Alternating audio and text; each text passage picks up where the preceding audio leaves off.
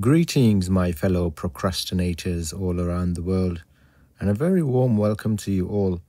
If you're new to the channel, then please subscribe and join our Nekkid Watchmaker family. And hit that bell notification so you don't miss an episode.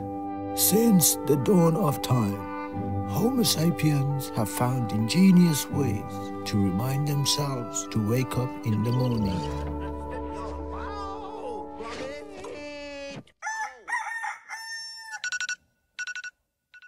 And watches with digital alarms have been waking and reminding us of things not to forget for decades.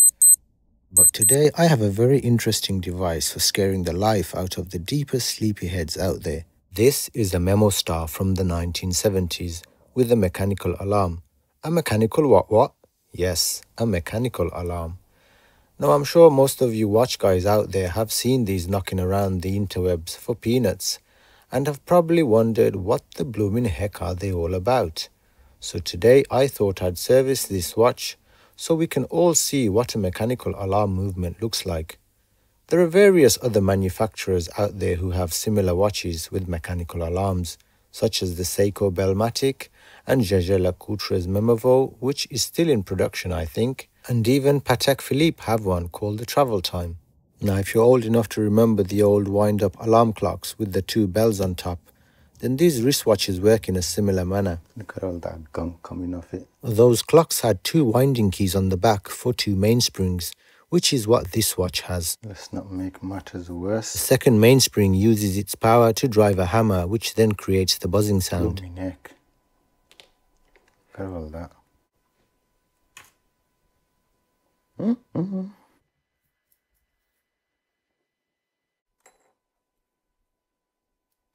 Oh, sweet.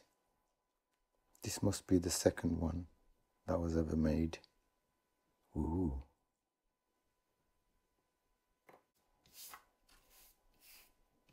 So we have two crowns, one for the alarm and one for everything else.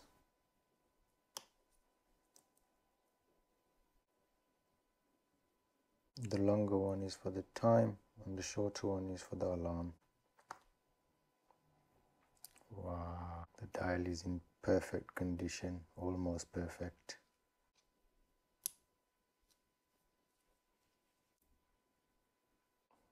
I love this alarm hand.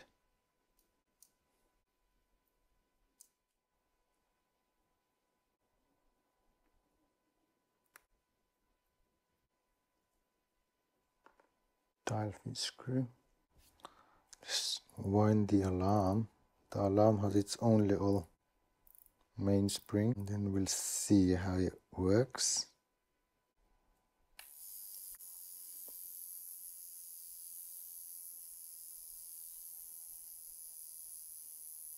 So that's the alarm.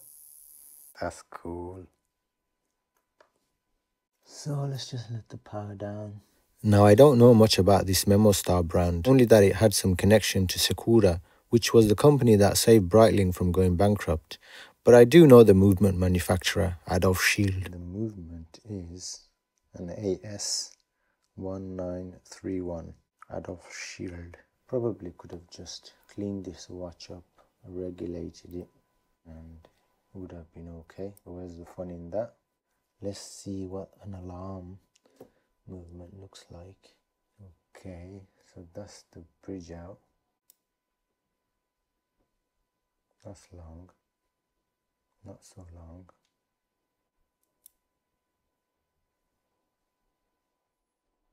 Okay, I think I'm gonna move on to the other side because this center wheel here is most likely gonna be stuck onto the cannon pinion. Adolf Schild was a very respected abouche and movement manufacturer from the late 1800s up until the 1970s, when it was incorporated into ETA, and that respect for AS movements is corroborated by their use by manufacturers such as Blancpain, Tudor, JLC, Gerard Perregaux, and many others. And you may be surprised to know that the famous ETA came from Eterna, which was founded by the Schild family, and Adolf was also a founding member of Abouche SA, better known as ESA, which was then later merged Just into remove this ETA. cover here and remove the cannon pinion, and then I can go back on the other side. Leave the keyless in for now. We'll figure it out together. Okay, so power wheel.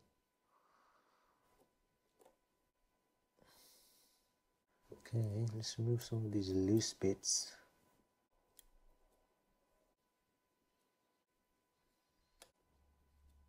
Yes, reverse threaded screw.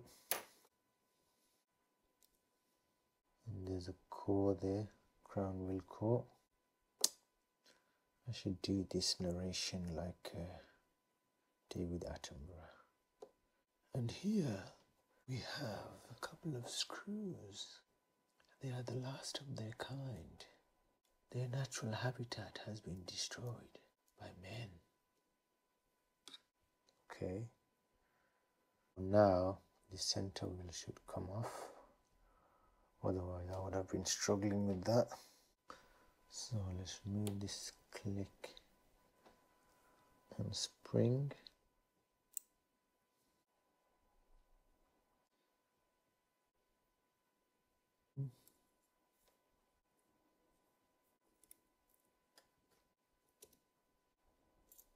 There you go.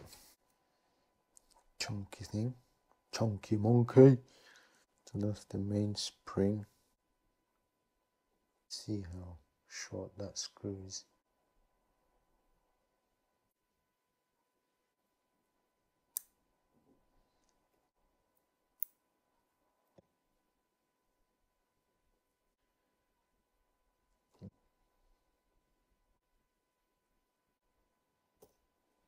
There we go. There's nothing underneath. Looks like a spur. This is the main spring for the alarm. There it is. So we just remove the rest of the balance, which is the pallet fork.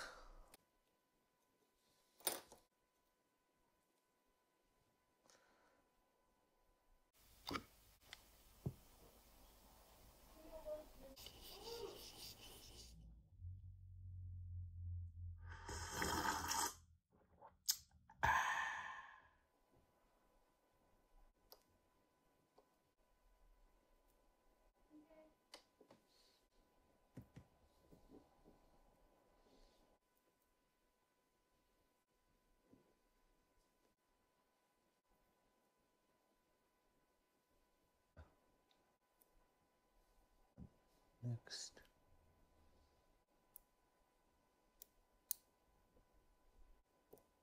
And another one there. So you can see there's a setting lever here, and this is another setting lever for the alarm. So we'll remove the alarm setting lever first, just because I feel like it. I feel good. There's another spring. Oh my word, so many springs. Unwinding rocker for the alarm.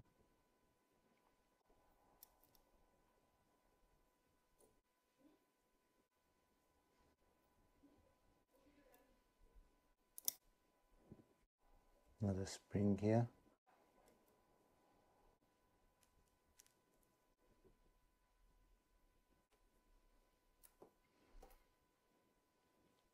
So that's for the alarm, and that is for everything else.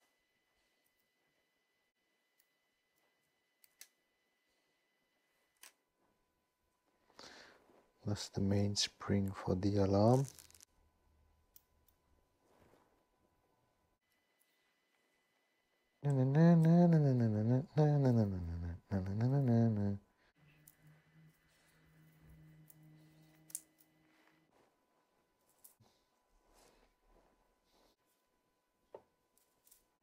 surprisingly quite a lot of parts. And look how many springs we have. We have 1, 2, 3, 4, 5, 6, 7 springs. They all look very similar. So let's give that a good old wash. Springs in there. It's getting a bit cramped.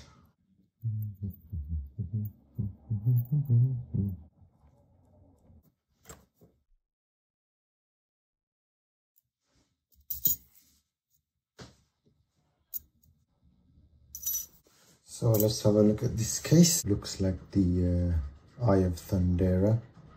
In sight, beyond sight. Usually I just dive right in to restoring the case, but on this one, let's wash it up first and then see what it looks like. We'll sort out the scratches on that plexiglass. There are a few microns on the actual chrome plating, so what I'll do is just try and flatten out all these spots, all these scratches and marks by using the Dremel instead of removing all that chrome and then re-chroming it. I don't like chrome plating, to be honest. I do have some chrome. Hand polishing won't do much to this. It's got this lovely sunburst pattern here on the top, very 70s. All these lovely angles here contrasting with the sunburst. I'll try and restrain myself with the case today and not go crazy. You can see this section here is mirrored as well.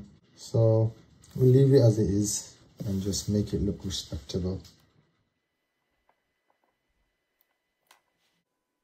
That's a mental crystal. It's glued in. So wash that again. And I'm going to use some rouge. This is for gold. It's very fine and it won't take much off. So I'll use that for these marks and see if I can make them slightly better without removing the chrome plating and ending up with brass like this. I'm not applying too much pressure, just want to see what happens.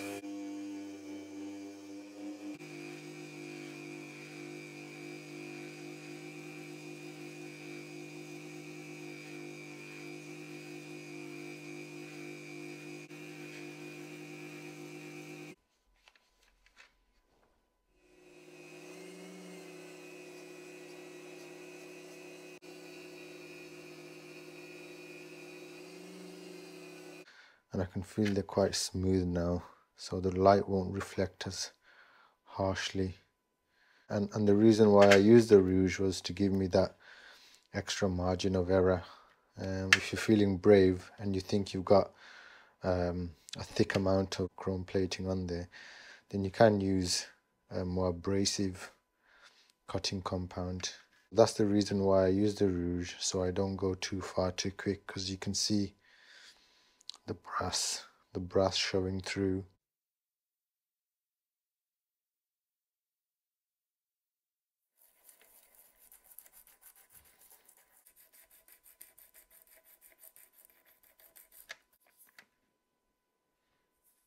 Okay, so depending on how deep your scratches are, you can start further up with a finer grit maybe. I'm just moving up to 600 to get rid of all the marks we just made. And you can see those scratches are getting smaller and smaller. I'm going to move up to the 1000. And you can go up even further if you want. 1500.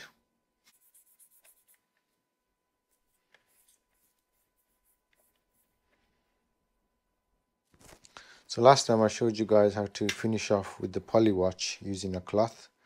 But since we have the Dremel out, we'll show you this time how to use the poly watch with the Dremel. I could probably even finish off using the rouge. Add a bit of that on there. Put it on a low speed.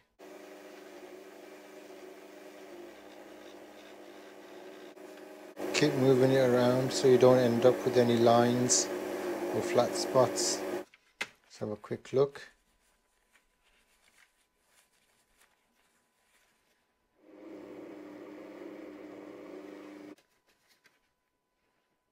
It's coming up nicely. You can finish it off with a finer mop or a cloth, and it will come up nice after a wash.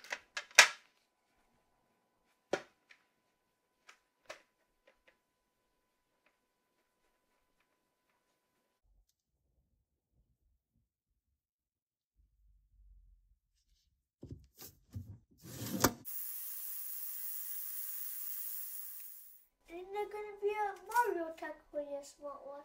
Yeah. When is it going to come out? I think it's already out.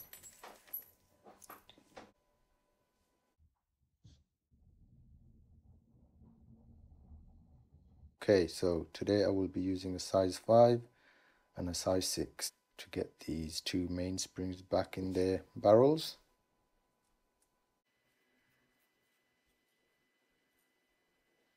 And just held that in. There you go. Okay.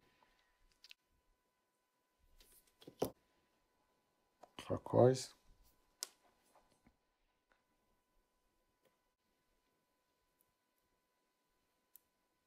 And we do the same for the other one. Let's get it into that slot.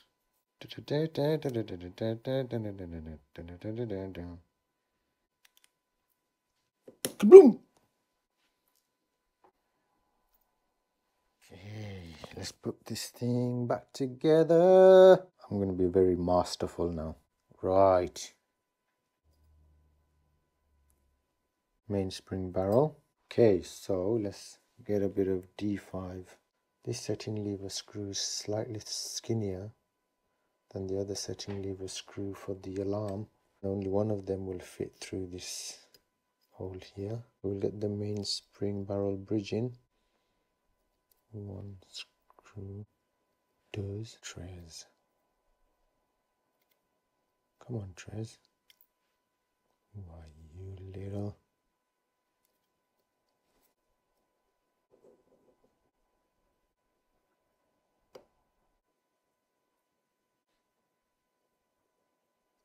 D5 here.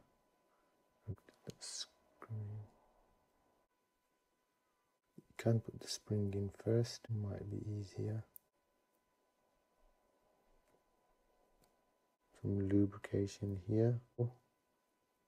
Brown wheel core.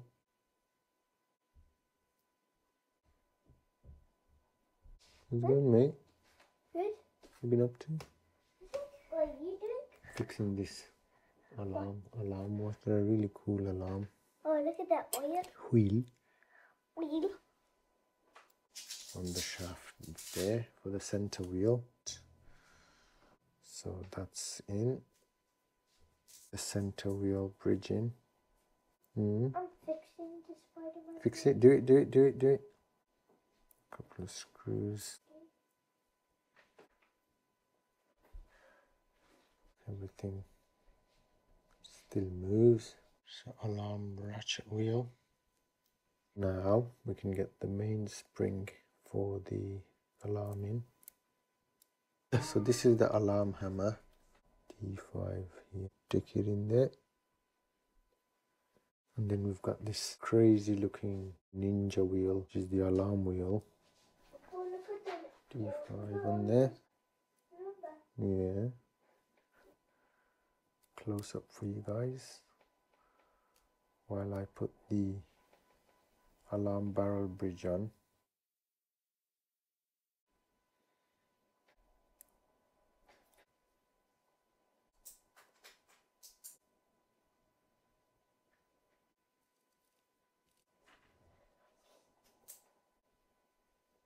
Click and the click spring for the alarm ratchet wheel.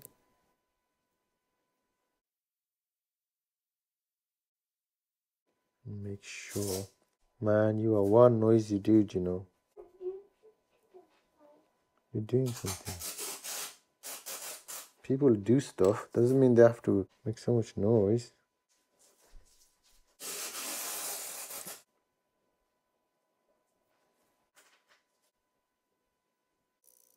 You can hear the alarm now. Giggity, giggity, giggity. Mainspring ratchet wheel in.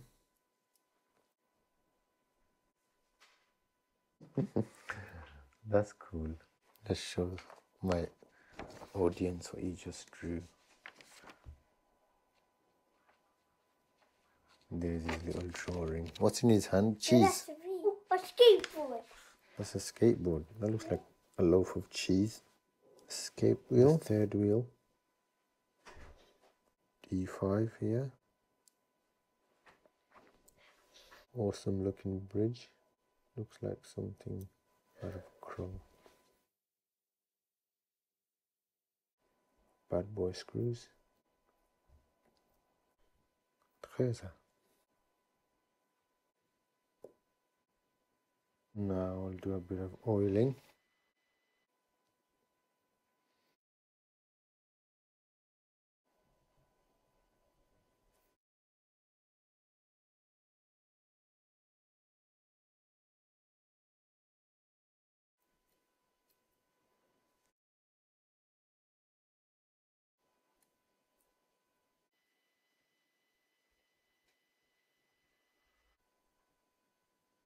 Sliding pinion and winding pinion in. Setting levers in, stems in. Bit of D5 on the post for the setting wheel. In the center there of the sliding pinion. And the yoke kind of has to slide. You can see there's a little bit of a groove. The tip of the yoke will sit inside there. That's a neat little idea actually. With this yoke on most ETA movements has a habit of jumping out. If you're confident enough, then you can grease it afterwards. Excess from the top, just like that. Spring.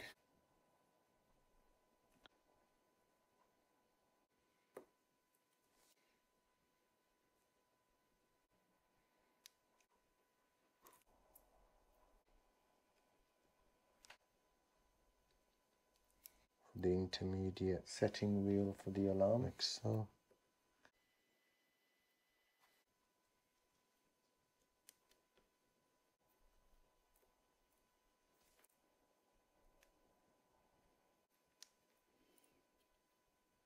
Just gotta get it in your hand sometimes. And now we can get this rabbit in, which is also the setting and winding rocker. Now we get the alarm setting lever spring in. Oh, my hands are shaking. Can only mean one thing.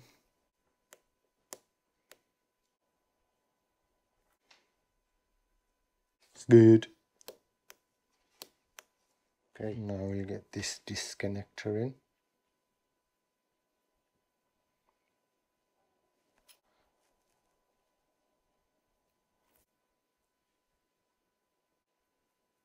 Yeah.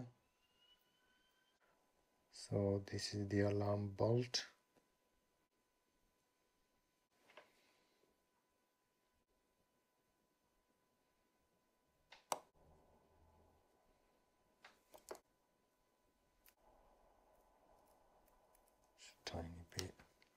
Tiny bit he says, and then he makes a party political broadcast. Okay, and then we can get the cover on for the alarm bolt, like so.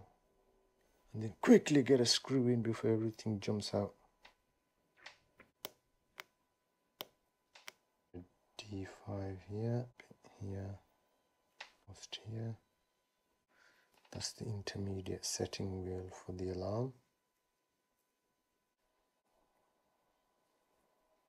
Cannon pinion in.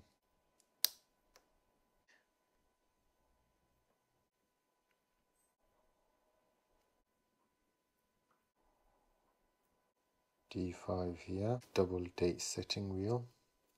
And this post here, and that's the intermediate date wheel. Here D5 on the cannon pinion, hour wheel, some on the hour wheel, and this is the where the alarm hand goes, known as the unlocking wheel. Let's get the unlocking wheel cover on.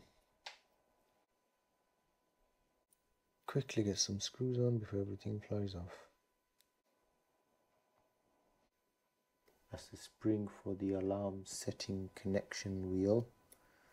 Bit of a mouthful on this side, because that's where the spring will be.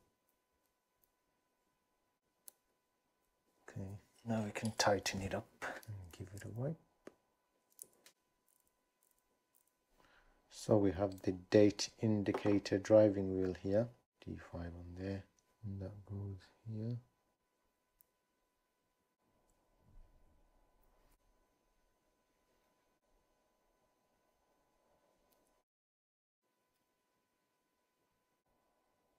And now we can put the date cover plate on.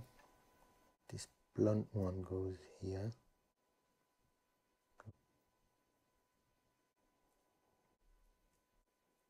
Date jumper spring.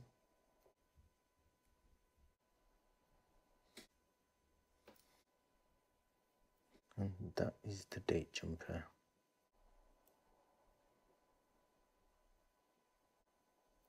That if the spring is going to be butting up against here.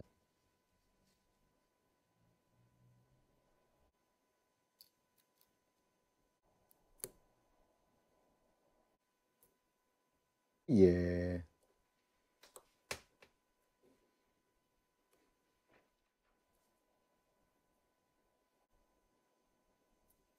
The screw.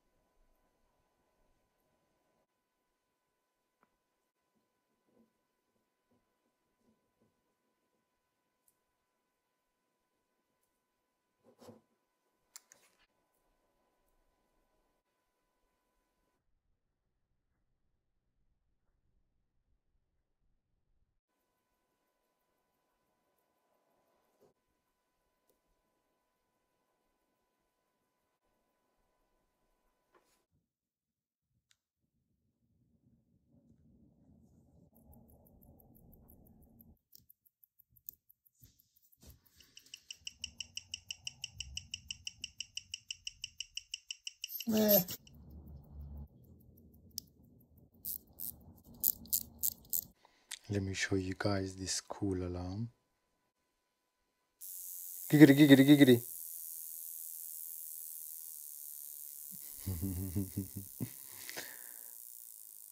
That is so cool.